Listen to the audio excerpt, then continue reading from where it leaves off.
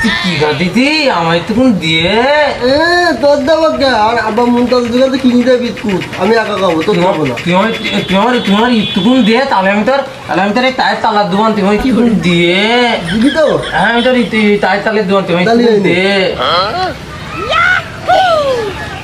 তাহলে তোর আমি টায়ের তালের দোকান হবে দেখুন তাই তাওয়াই তাহলে আমার তুই তাহলে আর ইটুকুন দিয়ে তাহলে টায়ের তালের দোকান দিদিকুন আর দেবো কে